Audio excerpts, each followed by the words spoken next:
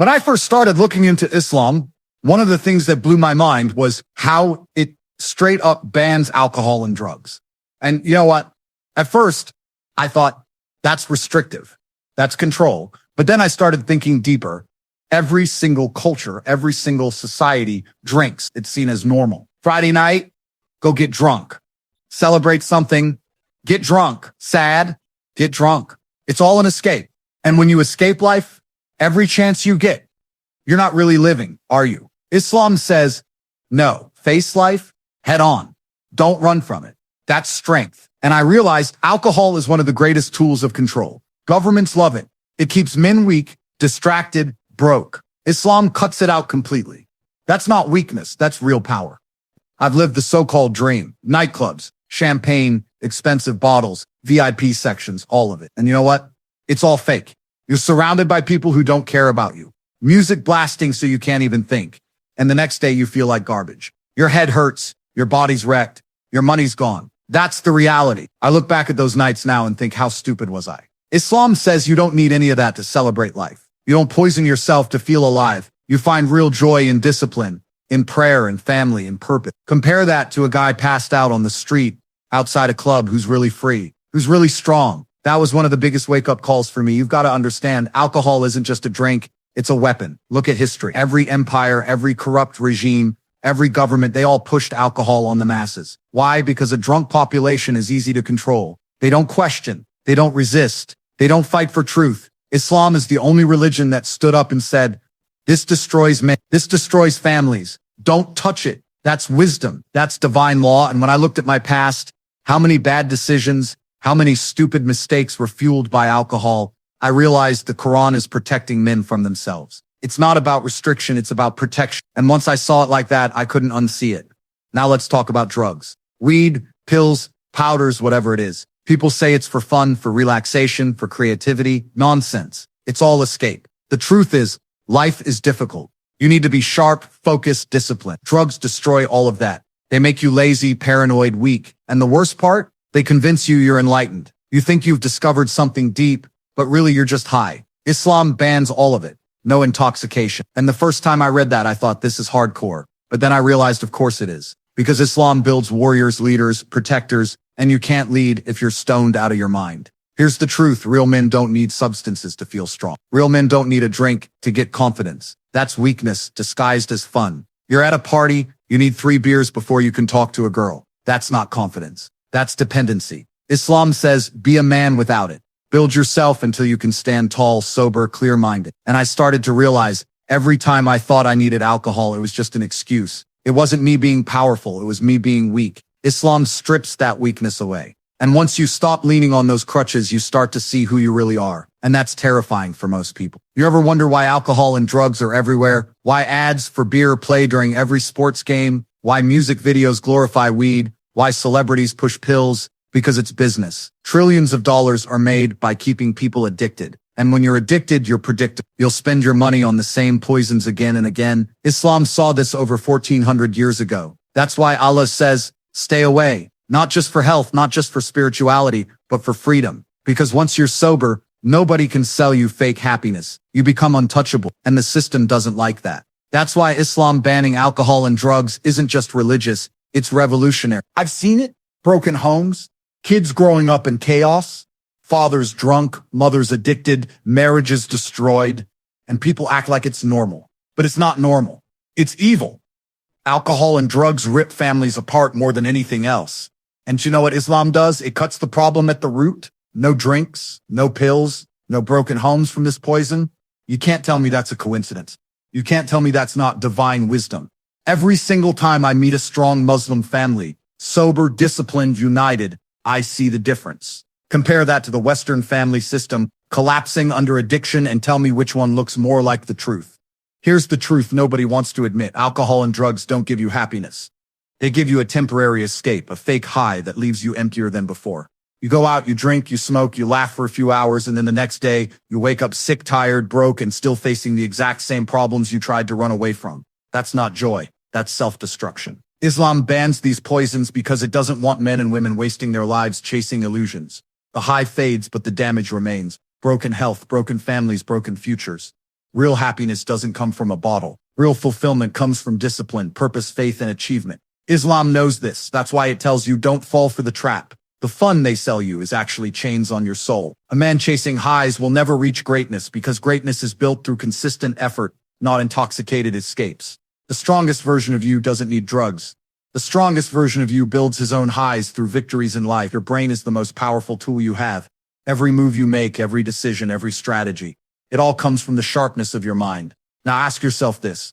Why would you poison that weapon with alcohol or drugs? A drunk man can't think clearly, can't defend himself, can't lead, can't dominate. He becomes a fool, entertainer for sober men. That's why Islam bans intoxication. It's not about limiting you, it's about protecting the sharpness of your greatest asset. You want to succeed in business, you need clarity. You want to lead a family, you need judgment. You want to conquer your enemies, you need focus. None of that is possible if you're dulling your brain with substances. People drink because they think it makes life easier. But that's just weakness. Life isn't supposed to be easy, it's supposed to test you. If you dull your mind, you fail the test. Islam tells you to keep your head clear because your mind is your sword, and only a sharp sword wins battles. Alcohol and drugs don't just ruin individuals, they destroy family.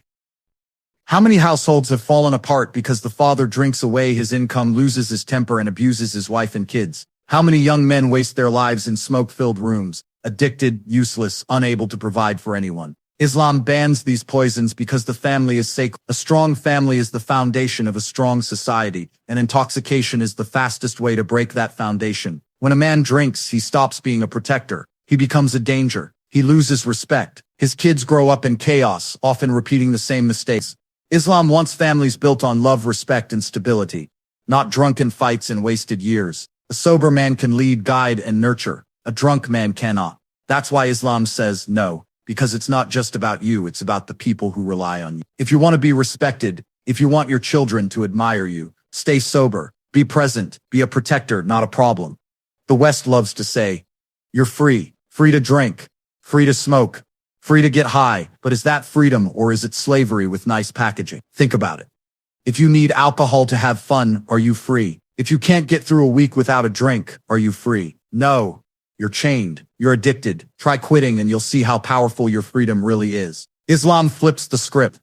It says real freedom is freedom from addiction. Real freedom is walking into a room confident without needing a drink. Real freedom is owning your choices, not being owned by chemicals. The man who relies on substances is weak.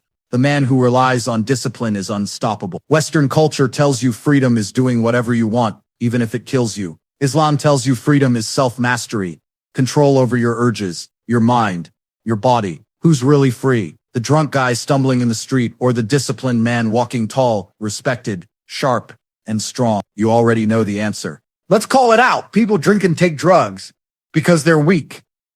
They don't want to deal with reality, so they try to escape it. But guess what? Reality doesn't go away. Your problems are still there when the high wears off, only now you're weaker, poorer, and less prepared to face them. Islam bans these substances because Islam trains warriors, not cowards. Life will test you with pain, loss, stress, and hardship. But instead of running away, Islam teaches you to confront it with patience, faith, and discipline. That's real strength. Anyone can numb themselves with a drink, that's easy.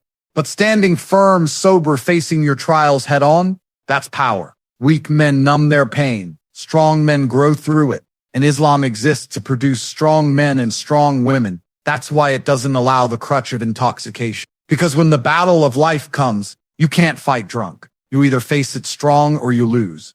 Picture a warrior, disciplined, sharp, ready for battle. Now picture that same warrior drunk, stumbling, slow, vulnerable. That's what alcohol and drugs do to a man.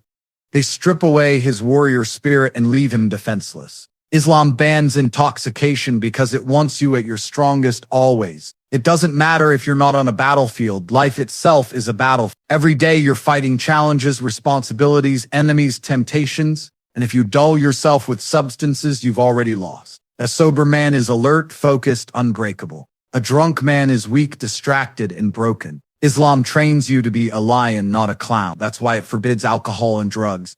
Because lions don't drink before hunting. Leaders don't get high before making decisions. Kings don't poison themselves before ruling. If you want to live like a warrior, you must live clean, disciplined, sharp.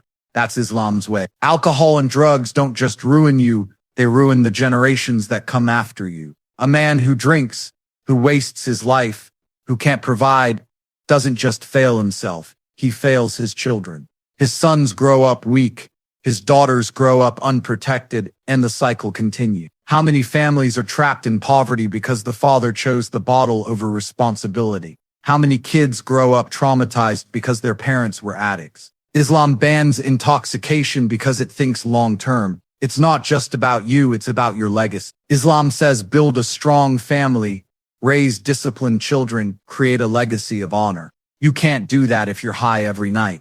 You can't do that if your paycheck goes to the bar instead of your home. Your kids don't need a drunk father. They need a role model. They need a protector. They need a leader. Islam wants you to be that man, the man who breaks the cycle, who builds a future, who leaves behind strength, not weakness. Alcohol tricks people into thinking they're confident. They drink. Suddenly they can talk louder, laugh harder, approach people, dance without shame. But that's fake confidence.